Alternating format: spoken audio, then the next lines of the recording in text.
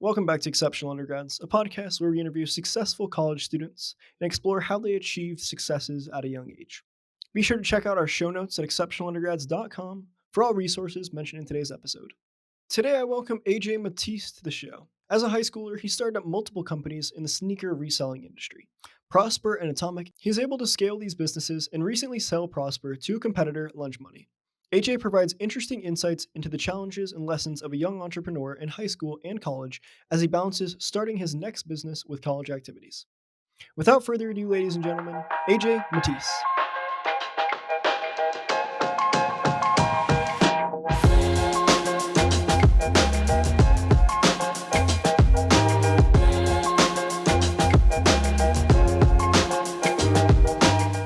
AJ, welcome to the show. I'm super excited to have you here today. Hi, Jack. Thank you for having me. I'm super excited as well. Awesome. Would you like to get us started here and tell the listeners a little bit about yourself and some of the things that you've accomplished so far?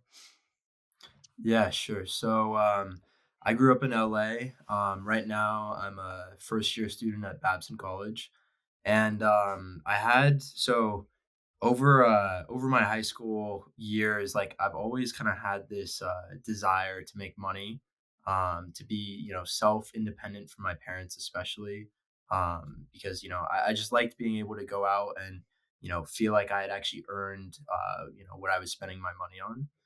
And so at the beginning years of high school, I was looking for anything that I could do to kind of make money, especially freshman year, and stuff like that included, finding old things that we had around the house, and trying to sell them on eBay, or even setting up little lemonade stands when I was even before I was in high school. And I think that's what really motivated me to kind of like try and find something a little bit more scalable than that, and kind of like go down something where I create my own business.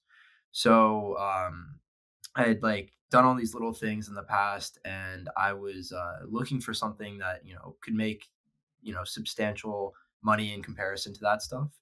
And I remembered one of my friends talking about how he was reselling these Supreme hoodies. And for those of you that don't know, like Supreme is a streetwear brand where they release limited quantities of clothing items, and accessories as well. And because they release them in limited supplies, there's more demand than supply, and that causes their items to sell out extremely fast, like in a matter of seconds. And with that being said, after the items sell out, people go to websites like StockX, eBay, Grailed, a bunch of like platforms, and then they list these items for higher prices, allowing them to make a profit margin and allowing people that didn't get the item on the release to be able to purchase it. And so that opens up a really big opportunity to make money. And I saw that, I heard about it, and I decided to just give it a go. I thought that it was gonna be incredibly easy, like, you just go to the site at 8 in the morning, buy whatever thing, and then, like that, you've made a few $100. Because these hoodies at the time were retailing for around, like, $160 and selling for, you know, around, like, $600-700. It was, pretty insane at the time, and with that, I went for a bunch of drops. Did not get anything initially. I spent, hours planning out exactly, like I would literally practice with items that were in stock on the website. I'd, you know, try and check out, and I'd have a timer, and time myself and see how much time I could cut off each time. And I actually worked really closely with my little brother Zach. We kind of paired up to learn this together, and we worked on it and worked on it and worked on it, struck out a bunch of times, but after a few weeks, we ended up getting our first item, which was a t-shirt, and I believe we resold it on StockX for like a $2 profit margin. And even though that's like nothing at all, it was so exciting, and we were both really happy that the kind of business model was proven and that we could take it further. One of like the most valuable lessons by far that I've learned through this entrepreneurial journey is like just being persistent and sticking out the competition will put you so far ahead in the long run. And then from there, we just kept at it. Every week, we'd look at all the items that were releasing for that week. We had a spreadsheet with like a little simple formula that would calculate the expected profit margin based on the predicted retail and resale price. And that was great.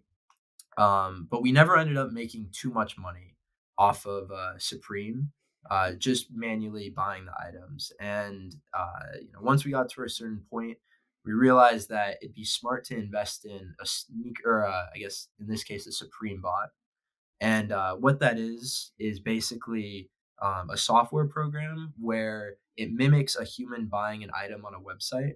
But this software program will automatically go to the website, click through, like add the item to cart, click through and fill out all of your information, and then click submit order for you. And it's able to do that incredibly fast because it's all automated. So we decided to buy a bot called Vlox, and I think we paid around $500 for it. We spent a bunch of time like researching it because it was pretty complex to set up, Mm. and we spent a bunch of time doing that. Big learning curve. Once again, we went for a bunch of weeks, like a bunch of releases, struck out a bunch, but ultimately got our first checkout. And once we got past that first checkout, we were able to replicate our setup that we had used in the past. And it was just a steady increase in the items that we got. And that was really fun. But Supreme was slowly dying in demand. Like less people wanted their items, so the resale profit margins were decreasing a lot. And it was at that point that we kind of realized we had to pivot more into reselling sneakers, which were very up and coming at the time and had much higher profit margins. And so we started reselling sneakers manually, and that was extremely different from the process behind reselling Supreme. Just because with Supreme, everything released on one website. With sneakers, they release on a bunch of different retailers' websites, like Nike.com, Kith.com, Foot Locker, all of that stuff. So we ended up going manually for a bunch of stuff. Ended up getting a few pairs, resold them for small margins, but it was still something. And then we eventually invested into a sneaker bot called Project Destroyer. And same exact learning curve as Supreme, where it took a while for us to get our first checkout. But then once we got our first checkout, it was just a steady increase of items from there. But I think that like a lot of people when they were getting into reselling, just they saw that it was a big learning curve. They didn't get checkouts at the beginning of the process, but they didn't pursue with it. But I think in the kind of sneaker reselling industry, we stumbled upon this business model called auto checkout, or ACO for short.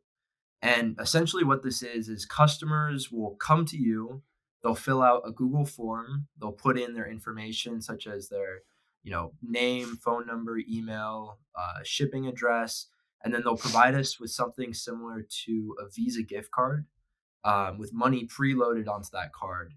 Then we take all of that information. We have software that basically takes that information and puts it into a format that we can import into these sneaker bots. Then we set up the release for them and then run it. And then if we're able to get whatever shoe they desire or filled out the form for, we reach out to them and charge a fee. And the fee is usually about 50% of the profit margin, but it's predetermined beforehand. And through that, it was amazing because we didn't have to put up any like capital for these shoes that we're releasing. And then on top of that, every once in a while, shoes would actually sell for less than they retailed for. So there was some aspect of risk to buying whatever pair. And they took all of the risk, they took all of the capital, and they had they spent their own time to actually list the shoe on these different websites and try and sell it. And at the end of the day, it was just very efficient for us because we could focus entirely on the botting aspect of things. We could buy in bulk for the resources and really perfect our setup while they could focus on selling the items and taking that off of our hands. So that way, me and my little brother didn't have to deal with that. So we started that together, and for just because Zach wanted to kind of focus on different things in his personal life, he kind of stepped away, and I took over everything. And from there, I decided to. So we hosted all of this in a Discord server, and we would reach out to people and have them join our Discord server, and that's kind of where we would provide these Google Forms. But we saw other people in the industry that did something similar to us, reaching out to other Discord servers owned by completely different people, and reaching out to them saying, "Hey, look, like you have this great server, and we can offer a service that can make your members money." So it's another feature that you can advertise. That way, more people join your server. It allows us to make money, and it allows the customer to make money. And because we explained it in that way, they set up a channel for us, and we were able to send our Google Forms to their server and advertise to all of their customers for free.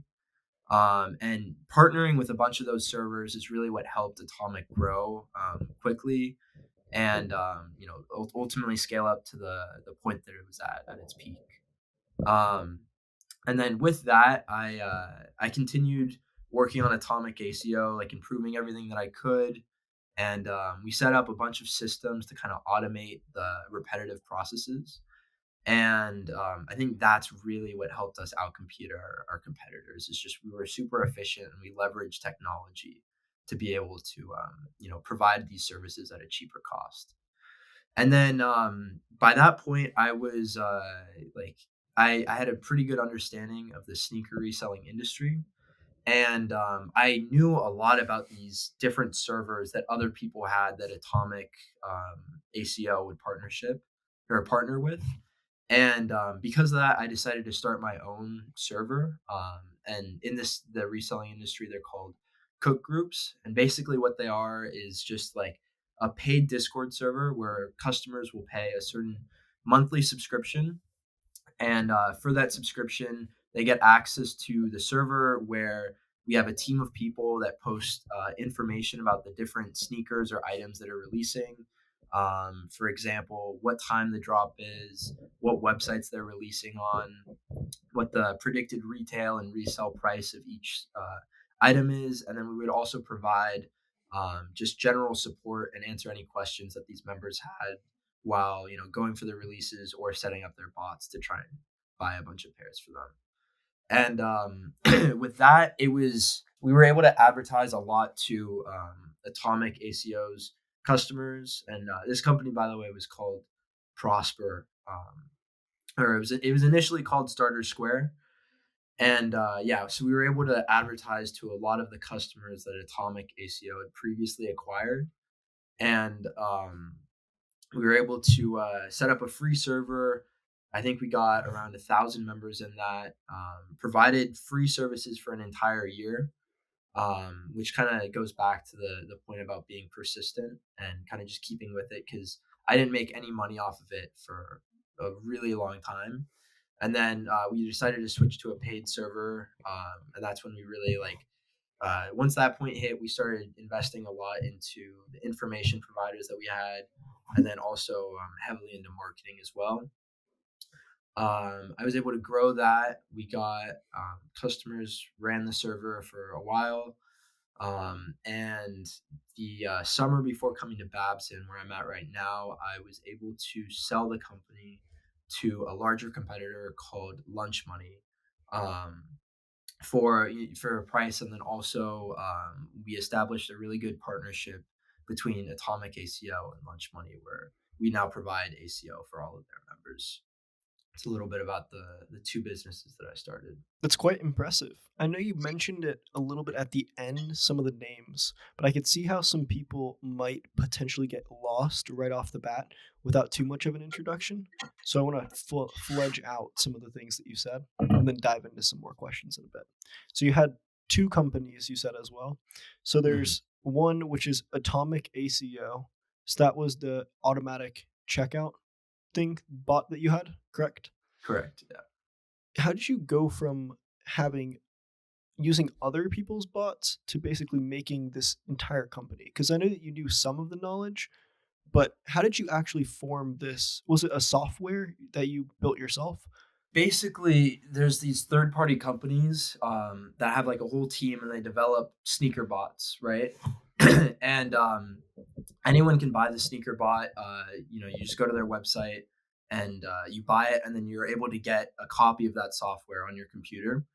So, Atomic ACO never developed our own bots. All we would do is we would transfer these customers' information into these third party bots and then use the third party bots to run the release. But we developed some software to help with the process between converting the information in the Google form into the format that needs to be like then that the bots require. But yeah, we didn't actually develop our own bots. Gotcha. And then the other company was called Prosper as well. Mhm. What was the link a little more clearly between Prosper and Atomic ACO? So there were two separate companies, but Atomic ACO had like a free public Discord server. And because of that, we had a lot of people, like a lot of resellers, a lot of our target customers for Prosper in that server. And we were able to set up a channel in there and send out information about what this group provided. And because of that, we got a lot of our customers from Atomic ACO.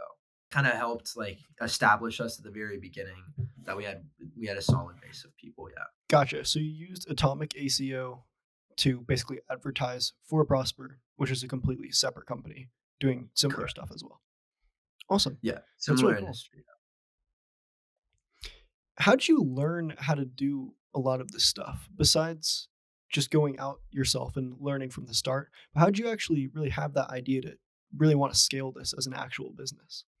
The more and more I think about this, like the less I understand how it actually came together.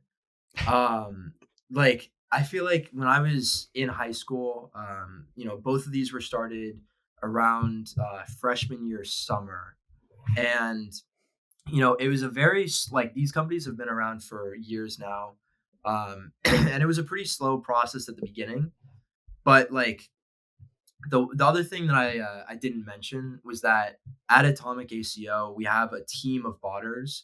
Like I started out by botting myself for all the releases, but eventually we started to outsource all of the botting to other people.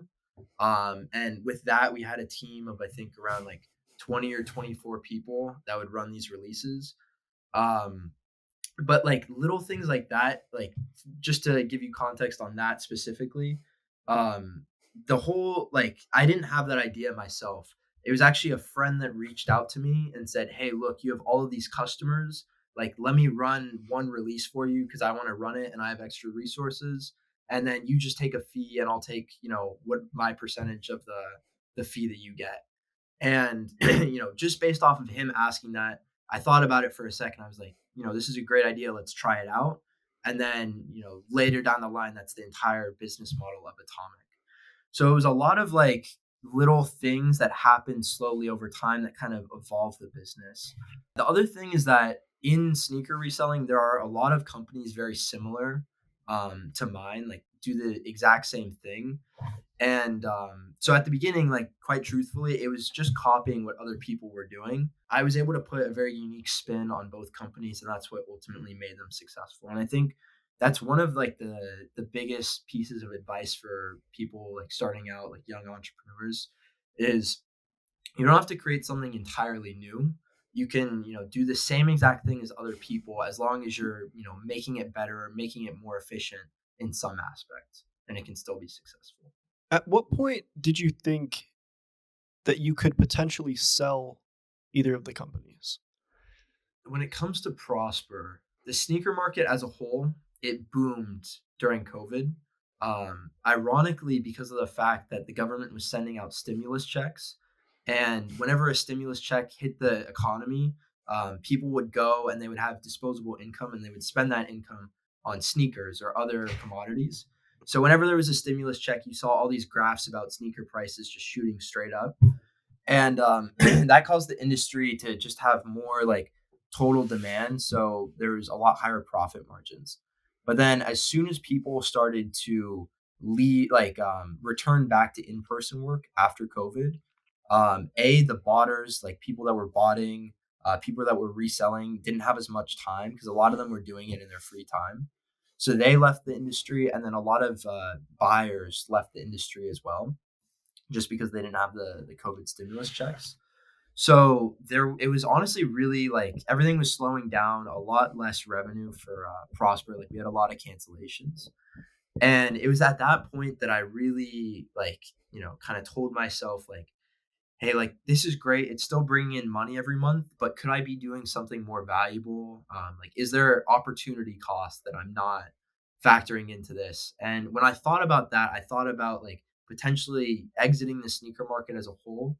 I saw someone approached me and offered a very like appealing price for the group, and because of that, that's really when I took a step back and realized, it was kind of my time to phase out of this and go on to the next thing that I'm going to work on. But the other really nice thing about Prosper from a, a business aspect is the fact that all of our customers were on subscriptions. So we could very easily transfer that to a different company and not lose any revenue. And because of that as well, it was easy to come up with a fair sale price for both of us. While I was doing some research for questions here, I ran into your website, and you have a couple of companies up now, one of them being Reef Labs as well as Starter Square. What are some of the what's the story behind a few of those companies? Because it seems like to me that you just have ideas and you just kind of go for it when it comes to starting businesses at this point. So that website is a little bit outdated. Mhm. But basically so Prosper started off as Starter Square. That was the initial name for it. The whole idea was that what made us like competitive is that we were gonna focus on beginner resellers that had no experience with botting. Because there's a lot of people that are trying to make money or looking for a way to make money. So we thought it would be great to advertise to that specific demographic. Whereas a lot of other groups that did similar stuff to us focused on people that had been reselling for years, and just very like they wanted to be very expensive and also provide top tier information. We wanted to be much cheaper, and we wanted to focus on very entry level people. And so that's why we kind of came up with the name Starter Square. It was just supposed to be a place where like a bunch of people that were starting to bot and resell could come together, and it was a nice community for that.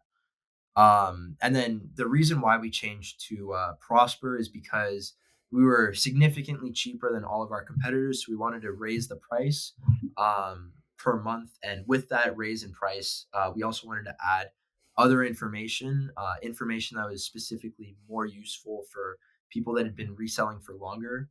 And that's why I like the name Prosper. The staff team and I were kind of brainstorming names. We liked it, and thought that it kind of fit with the message we were sending out about our evolution. And then Reef Labs is just kind of like the parent company to all of this. Awesome. What were some of the challenge that you faced as a teenage entrepreneur? So one big challenge that I faced is that all of these drops were at 7 or 8 a.m. I'm horrible when it comes to waking up with alarms and waking up early. So I would have to like set, 5 alarms, and it would wake my family up on like a Saturday. And they were getting really tired of it. And then on top of that, whenever my brother and I would work together, we would argue a lot. And they just didn't like the combination of those two things, and that was something really, really challenging because I thought that I was doing something good. But ultimately, what I did is I figured out, like, for example, I figured out a way to outsource all of the botting to other people. That way I didn't have to wake up as early. And then also in having Zach and I part ways, which was very hard, but ultimately I think the right decision. But that was a really big challenge that I faced. On top of that, a lot of people, like a lot of my friends my age, didn't understand the responsibilities that came with having your own company. So when all of them would want to hang out and I would say something along the lines of like, no, there's a really big release tomorrow, like I need to stay home right now and work, they wouldn't fully appreciate why I had to do that and would sometimes get upset with me. and that was kind of hard to convey to them. What are some tips that you'd have for other students or teenagers who are looking to scale a similar business to you in the sneaker industry? In the sneaker industry.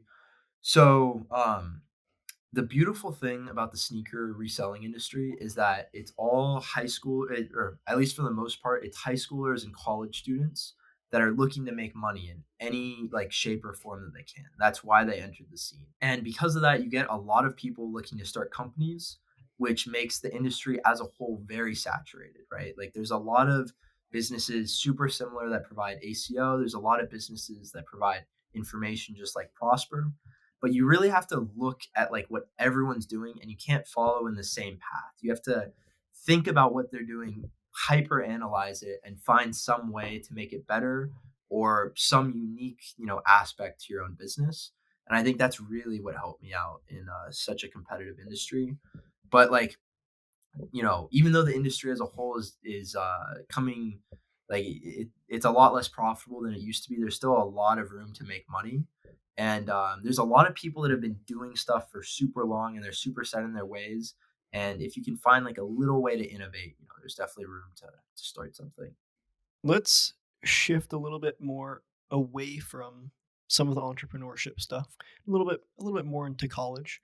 What was your motivation behind going all the way across the country from LA over to Boston to go to Babson? So that seems like a crazy jump. Yeah.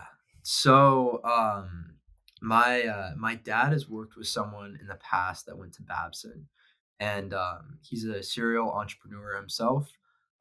Very successful, very very successful, and we were able to organize a lunch before I made my final decision for Babson, and he was talking about it, and he really emphasized the fact that like the entrepreneurial spirit at this school is unmatched, right? Like it's such a there's only I think around 3,000 kids that go here, so it's really small, and everyone concentrates in business with a heavy focus on entrepreneurship.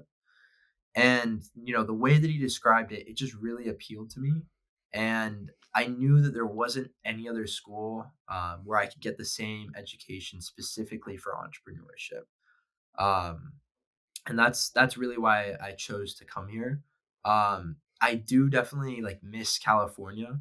I'm not a big fan of the weather out here, so I miss it a lot. But at the end of the day, like I do not regret my decision at all, and I'm very happy at Babson. So in college here, I know it's a big jump shift from high school. I've been through that myself. But Mhm. compared to how you were in high school, what strategies did you have to implement to really become either more productive or to stay focused here at college? The biggest thing that I noticed when coming to college is that your school related activities aren't separated from your personal life. I feel like when I was in high school, I, I would go to school, I'd come home, and then I would be separated from people. Like I'd have time to just work by myself, completely undistracted. And then, I'd go to sports practices or like an event that I had later on that night. But when I was at home, I was by myself and I could just work. But when it comes to college, you're living next to your closest friends. Like they're always going to be someone that's available to hang out. And I think that it requires a lot of discipline to kind of say that no, I can't hang out tonight. I need to work on X, Y, and Z. And it's really hard, but it's a super valuable skill. And I think it's also similar to how, life outside of college will be. So it's really important to learn. Um, but one thing that's really helped me kind of manage that change is time blocking. Hmm. So I plan out every single second of my days, and every week I have time on Sunday just blocked out, so I can work on my business, and nothing will interrupt that. I don't let anything interrupt that, and I think having that set time where that takes precedent is incredibly important because otherwise it's really easy for other events, other things to come up, and it's easy for you to just say like, I can get to this later. I don't need to do this, and I'll just mess around. But the other reason why I think this is super important is because when you own your own business, there's not necessarily hard deliverables or hard deadlines. It's kind of up to you, the business owner, to make that for yourself. So it's really important to keep yourself accountable for that. We've got a couple of questions. The first one that just came to mind, is this the business that you're working on now? Is this different than the ones that we talked about beforehand? So right now, I still own Atomic ACO. I'm still running that. It's still bringing in money. And that I still put a lot of time into it. I have a new idea for something that would kind of relate to the sneaker reselling industry, but is not. It's much more scalable outside of the sneaker industry as well, and it's a software idea. So I'm working on that right now, but in the very early stages of it. Yeah. Gotcha. Just wanted to clarify there so we're on the same page. The second Mhm. thing, time blocking. I find this very interesting. It's actually something that I've tried myself for productivity to make sure that I always know exactly what's going on. Do you use like a digital calendar to do this, or are you writing down everything that you do? Yeah, I use an app called Structured. Mm. And honestly, like, this app has completely changed my life. My dad and I know a lot of other people use, like, Apple Calendar and Outlook Calendar. Personally, I don't love the UI, and I don't like how long it takes to create a task. But the thing that I really like about Structured is that creating a task, you can do it in a matter of seconds. Like, it's very few clicks to actually create something, and it's organized very visually, so you can see, like, a timeline of your entire day. And, as soon as I found out about the app, I've been planning every single day, and, it's helped me out a lot. Yeah. I'm definitely gonna look into that because I use Google Calendar right now, and I block out like everything in my Google Calendar to make sure that I'm Yeah. always on top of everything. Like I've got my Mhm. sleep in the Google Calendar, I've got when Yeah. I'm lifting, basically everything to make Mhm. sure that if it's on my calendar, I'll go to it. But I definitely want to look into, you said structured. Yeah. Mhm. I'm definitely gonna look into that one. That's a very cool thing. You also mentioned a little bit ago about how some of your friends in high school didn't really understand how you were doing things. And sometimes you had to say no to certain things. What are your thoughts on more of a work life balance, especially in college nowadays? Just to be, like, super honest, in high school over COVID, I got into all the businesses, and it was super, super exciting at the time, right? Like, my morale was super high working on them, and, I thought, it was this business and nothing else. And because of that, I ended up isolating myself from a lot of my friends, that I had before COVID happened. I ended up just, spending my Friday nights like at home on my computer working instead of going out or hanging out with people. And while that was probably one of the main reasons why the companies turned out successful, I don't necessarily think it was super healthy.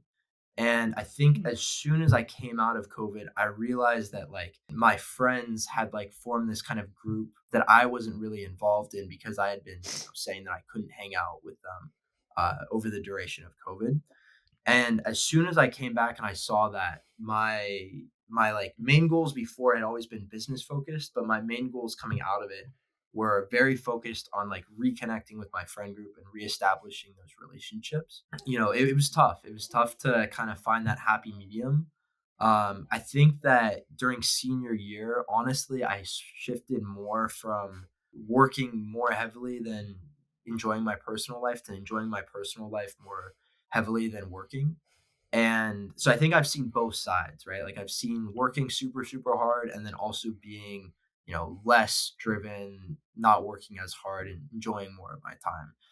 And I think that, having both of those experiences has helped me out a lot, in finding what I personally think to be the best happy medium for myself. And I think that coming to college, has, like, I've been able to implement what I've learned, and I've found a really good work life balance now. How do you normally structure your days? Because balance is a controversial topic with me, honestly, Mhm. because I spent all of this past semester just basically pretty much working the entire time. And that's what Yeah. I've done a lot of the times, Mhm. especially whenever I have an idea that I really like, such as this one and the stuff that's coming behind it.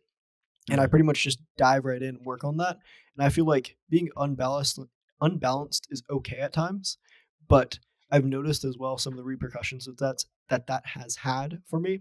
So I've started to loosen up some of my ties there to where I can go out and be even more social because I say no to a lot of things.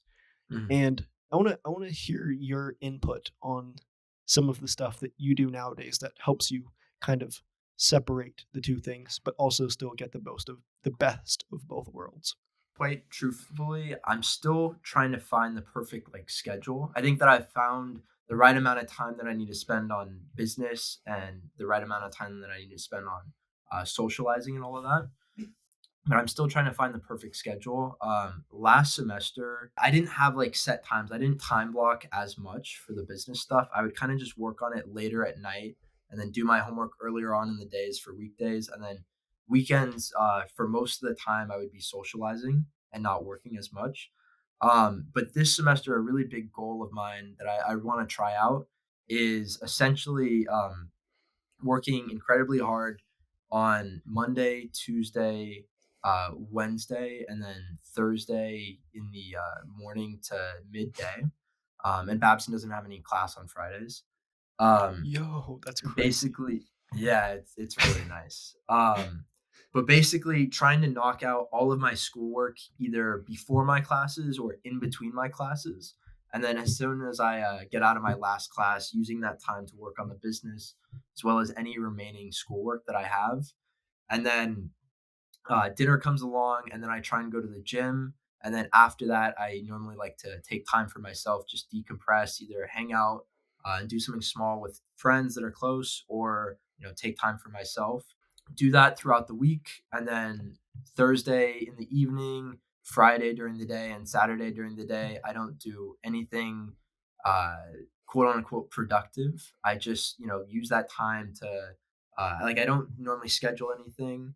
I just kind of mess around with my friends, like do random activities, go snowboarding, stuff like that.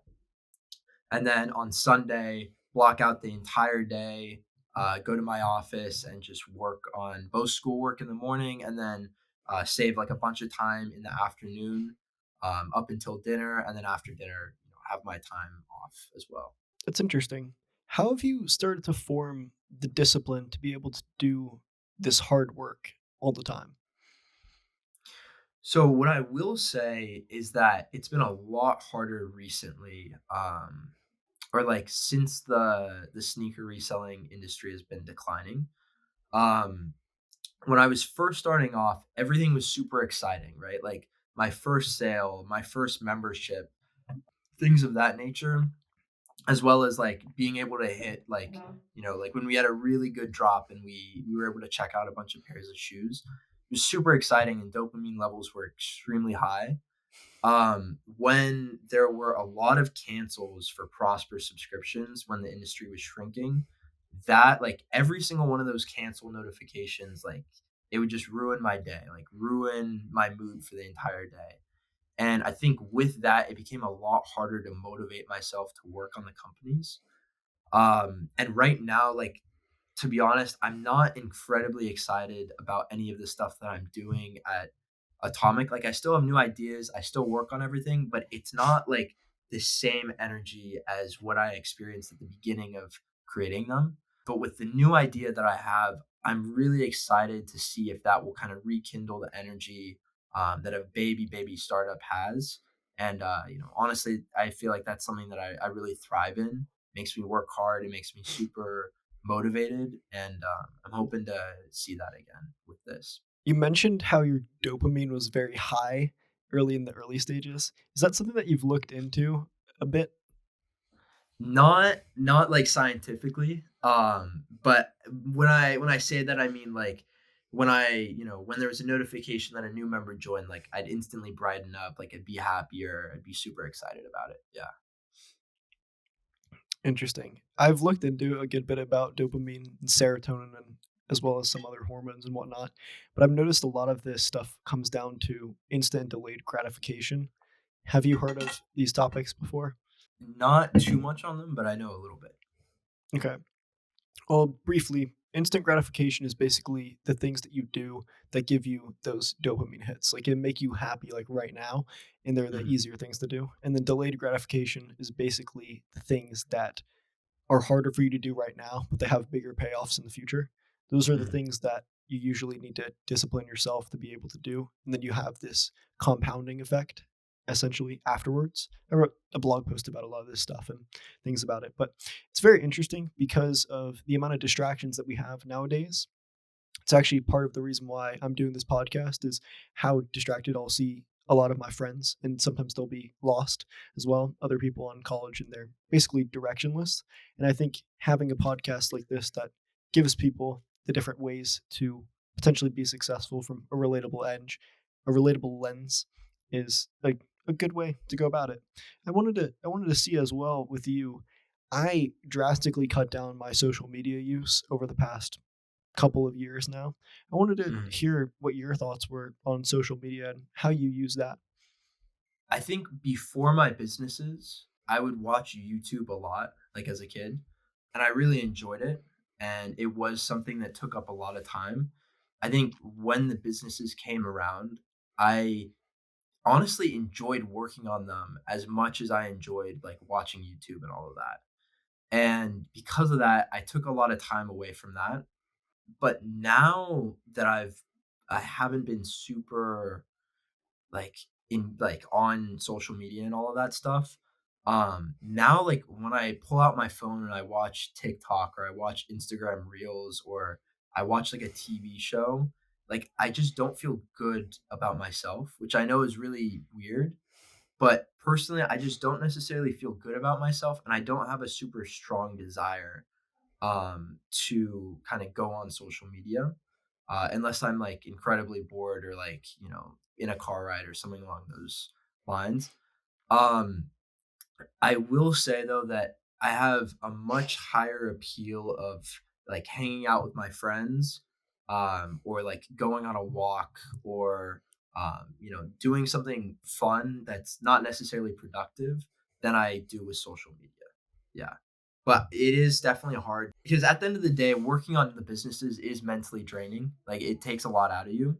And I think that it is hard for me sometimes to choose to do that opposed to hang out with my friends or just kind of mess around.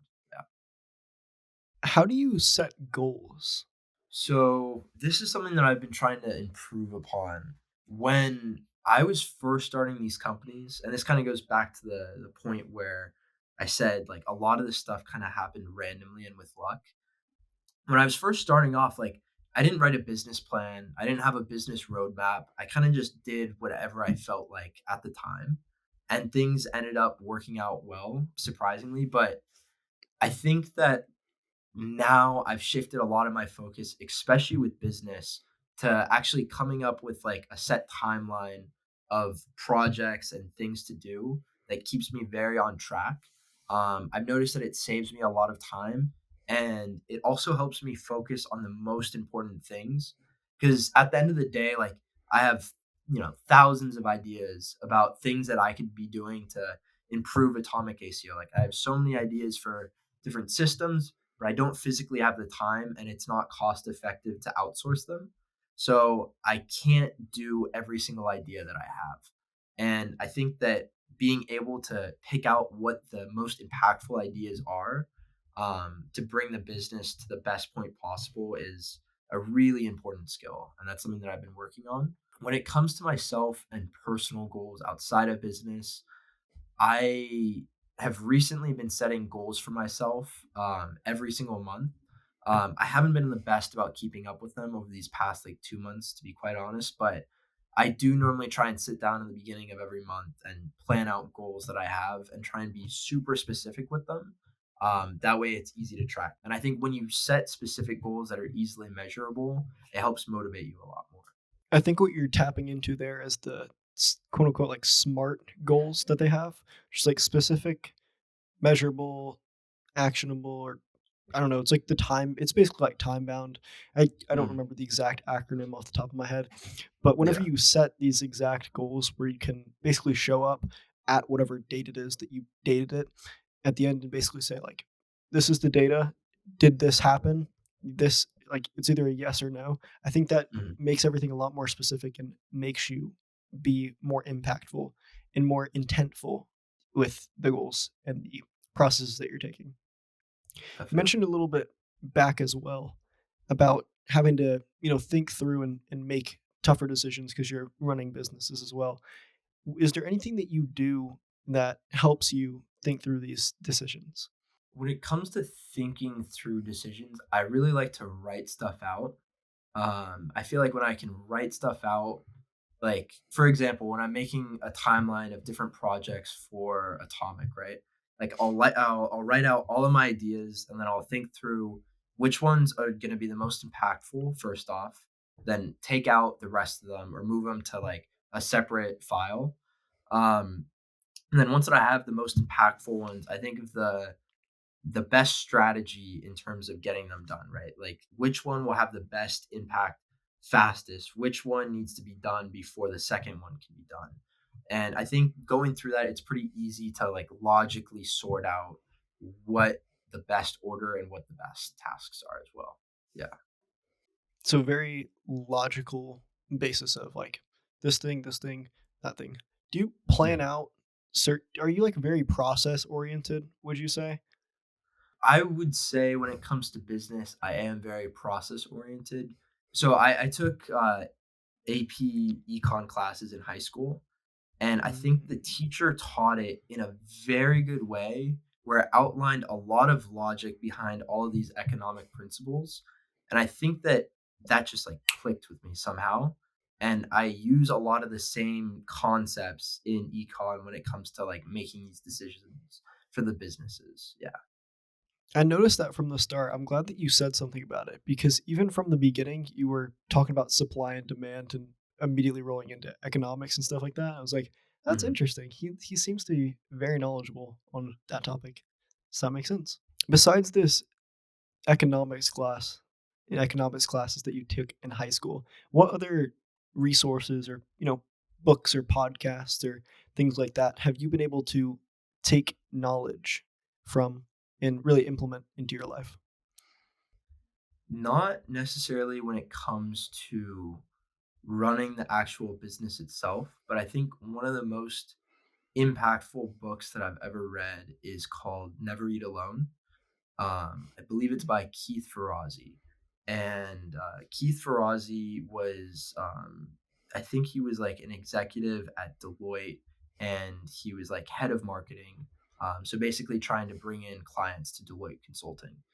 And so he has a massive, massive network, and he kind of talks about like how he goes through picking out people to make friends with, like how he goes about making an impactful connection and a meaningful connection, being genuine, all of that.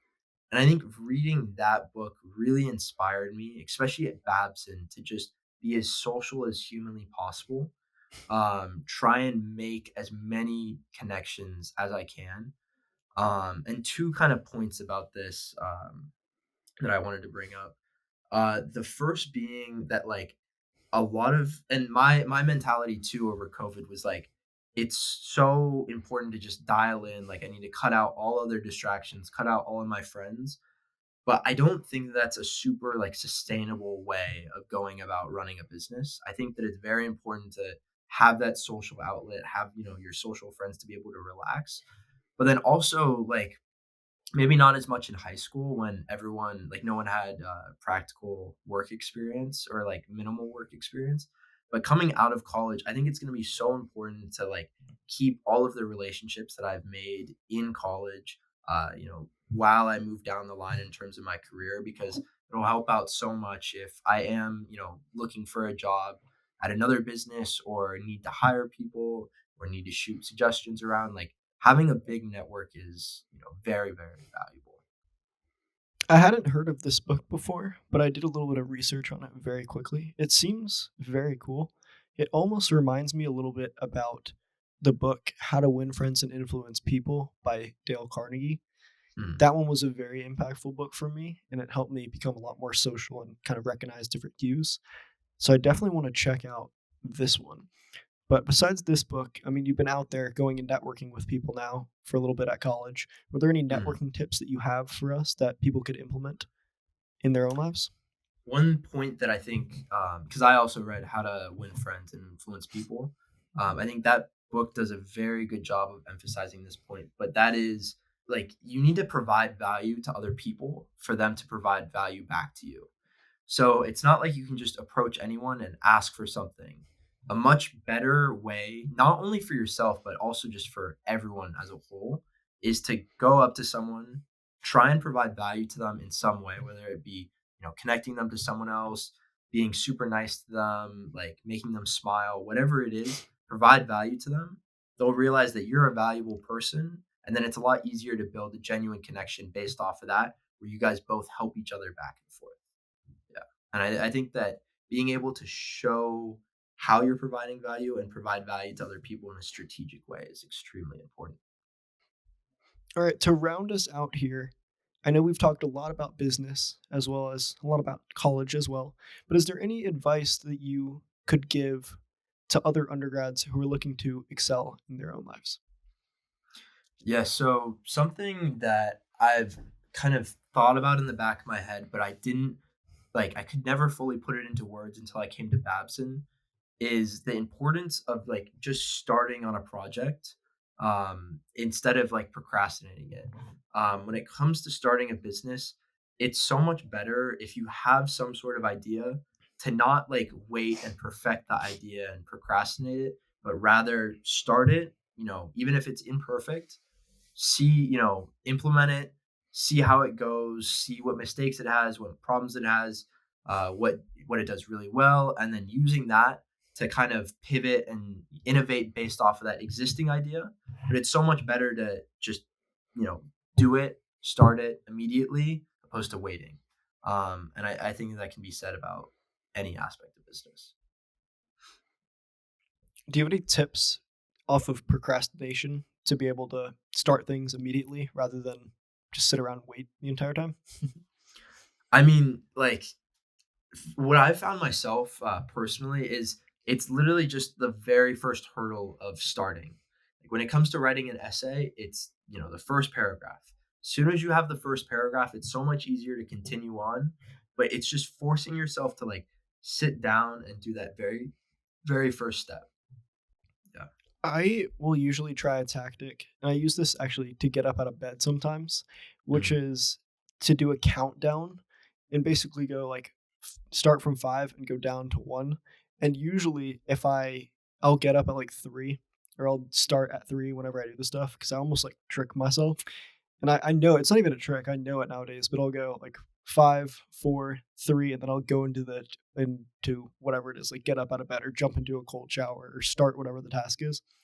And Mhm. there's actually I'm pretty sure it's from the book Atomic Habits by James Clear.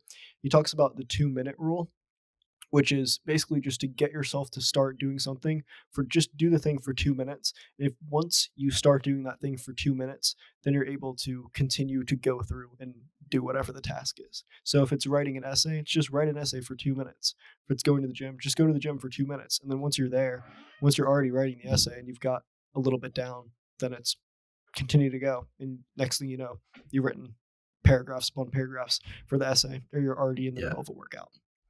exactly. By the way, how did you like Atomic Habits? I've heard a lot of really good things about it.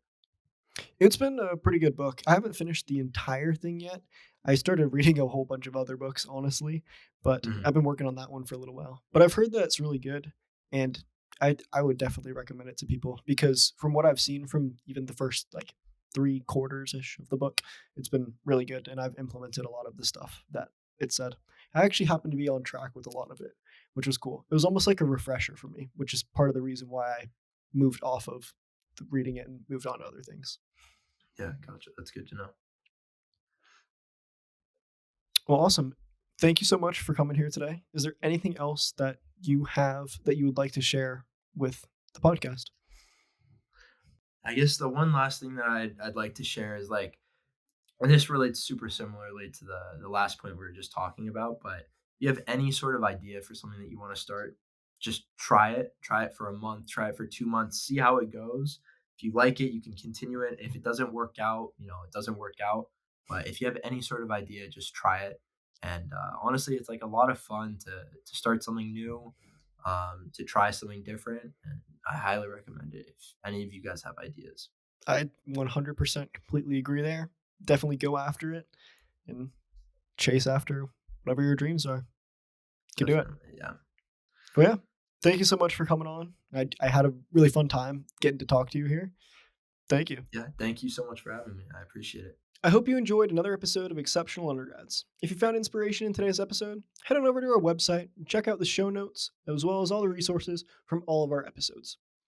We're always looking for new undergrads to have on this podcast. If you feel like you could be featured, go and apply on the Apply Here page. We'll review your application and get back to you soon. And as always, stay exceptional.